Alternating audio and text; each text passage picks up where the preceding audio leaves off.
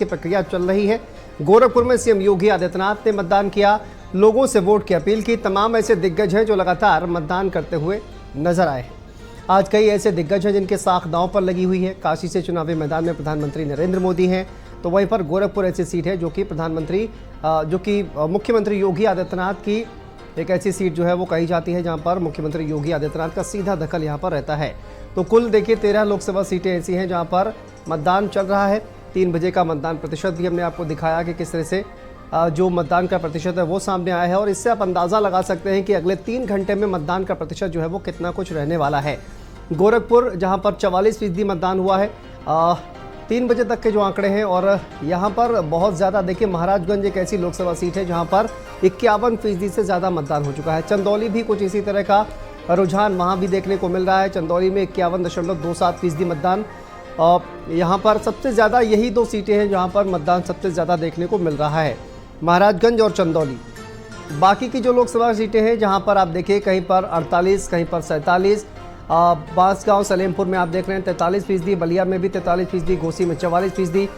तो ये इस तरह की 3 बजे तक का जो मतदान का प्रतिशत है वो आपके सामने कुछ इस तरह से नज़र आ रहा है। लेकिन कहीं ना कहीं 3 घंटे में मतदान का प्रतिशत कितना बढ़ता है ये अपने आप में ज़्यादा दिलचस्प होगा देखना। अलग अलग लोकसभा क्षेत्र में मतदान का प्रतिशत आपको दिखाते हैं। 3 बजे तक का जो मतदान प्रतिशत है वो क्या कह रहा है। कुशीनगर में 48% मतदान हुआ है 3 बजे तक। देवरिया की बात की जाए 3 बजे तक 47.3%। बांसगांव में 43.7%। घोसी में 44.8% मतदान। सलेमपुर में 43.4% मतदान यहाँ पर हुआ है। बलिया में 3 बजे तक 43.5% तक मतदान हुआ है। गाजीपुर में 3 बजे तक 46.1% मतदान हुआ है। चंदौली में 51% से ज़्यादा मतदान हुआ है।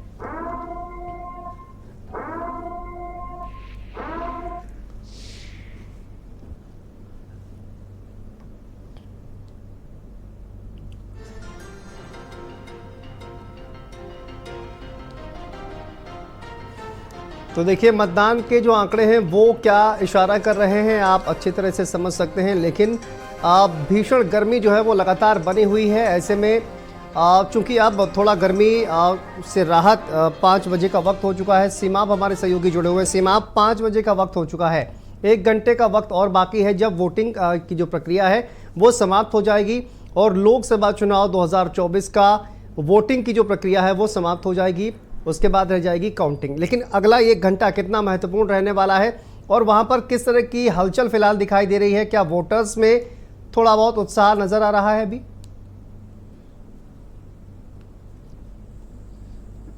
जी बिल्कुल, आपको बताएं कि घोसी लोकसभा में इस वक्त हम मौजूद हैं और ये मऊ शहर की एक पोलिंग बूथ है, यहाँ पर हम मौजूद हैं। आपको हम तस्वीरों से पहले रूबरू कराएंगे, उसके बाद फिर आपको और बातों से रूबरू कराएंगे। आप देखिए कि कितना सन्नाटा जो है पोलिंग बूथ पर पड़ा हुआ है। एक बहुत कम लोग, 1-2 लोग जो है वो 10-15 मिनट में आ जा रहे हैं, क्योंकि शाम में 6 बजे तक मतदान होना है। तो अभी 3 बजे तक का जो मतदान प्रतिशत रहा है वो 44.8 रहा है घोसी लोकसभा का, और अब वो मतदान प्रतिशत अभी 5 बजे तक का आना बाकी है। और ये माना जा रहा है कि मतदान प्रतिशत लगभग 50% के आसपास जो है वो रहेगा, और ओवरऑल 52-53% रहेगा। यानी कि जो उम्मीदें की जा रही थी कि 55%, 58% तक मतदान जाएगा, अब उसकी उम्मीद नहीं की जा सकती है। 52-53% में ही मतदान प्रतिशत घोसी लोकसभा का समेट कर रह जाएगा। अब 1 घंटे का वक्त है, लोग जितना वोट डालना था डाल गए, और शाम में लोग हालांकि निकलते हैं लेकिन अभी लोग कम निकल रहे हैं। यहाँ की अगर चुनाव की बात की जाए तो यहाँ पे जो सीधा मुकाबला देखने को मिल रहा है वो ओम प्रकाश राजभर के बेटे अरविंद राजभर, जो कोई सुहेलदेव भारतीय समाज पार्टी से चुनाव लड़ रहे हैं। भारतीय जनता पार्टी के साथ उनका गठबंधन है और उनका चुनाव निशान छड़ी है, उस पे से वो चुनाव लड़ रहे हैं। और राजीव राय जो कि समाजवादी पार्टी से प्रत्याशी हैं, इंडिया गठबंधन के प्रत्याशी हैं, वो यहाँ पर चुनाव लड़ रहे हैं और दोनों में बेहद ही ज़बरदस्त फाइट भी देखने के लिए यहाँ पर मिल रही है। अलग अलग जगहों पर अलग अलग लोग वोट कर रहे हैं और मुद्दे भी बहुत सारे यहाँ पर नज़र आए। पहले तो लोग महंगाई, बेरोजगारी, इन मुद्दों को लेकर आगे बढ़ते रहे, पेपर लीक को लेकर आगे बढ़ते रहे, लेकिन अंत तक आते आते ये मुद्दा संविधान बचाने तक का पहुँच गया। तो जाहिर है कि विपक्ष के पास ये सारे के सारे हथियार थे जिनको उन्होंने इस पूरे चुनाव में इस्तेमाल किया।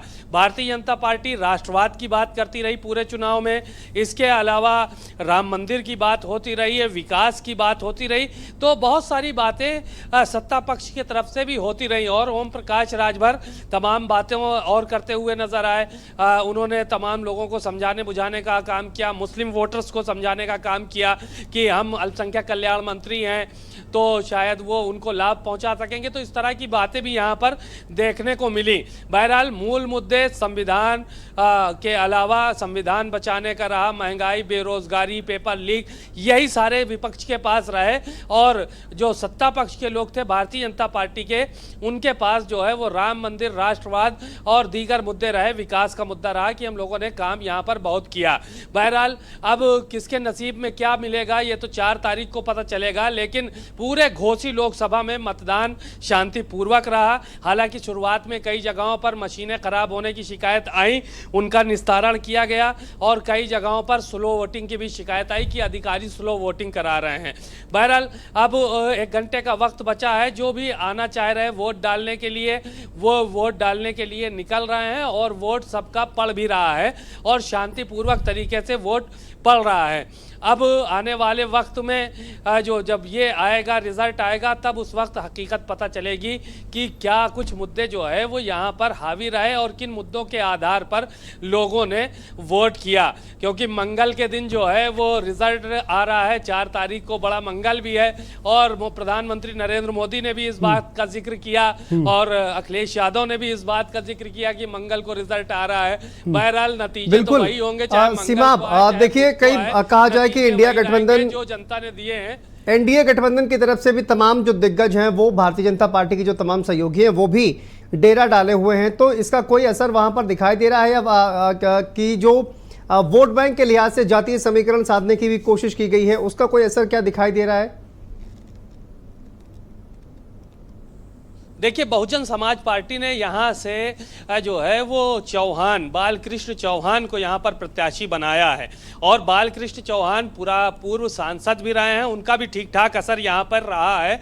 चौहान वोट अगर उनके पक्ष में जाता है, दलित वोट उनके पक्ष में जाता है, तो जाहिर है त्रिकोणीय चुनाव यहाँ पर नजर आएगा। और जातीय समीकरण तो सब लोग साधने की कोशिश करते हैं, चाहे वो समाजवादी पार्टी के नेता हो, वो राय वोट जोड़ रहे थे, राजीव राय वोट उनको मिलने वाला है, मुस्लिम वोट की वो बात कर रहे थे, इसके अलावा यादव वोट बैंक की बात कर रहे थे और दीगर वोट बैंक की बात कर रहे थे, तो साथ ही साथ संविधान बचाने के नाम पे दलित वोट की भी बात करते हुए नजर आए। वहीं ओम प्रकाश राजभर अपने राजभर समाज का वोट पाने की बात कर रहे थे, मुस्लिम समाज का वोट पाने की बात कर।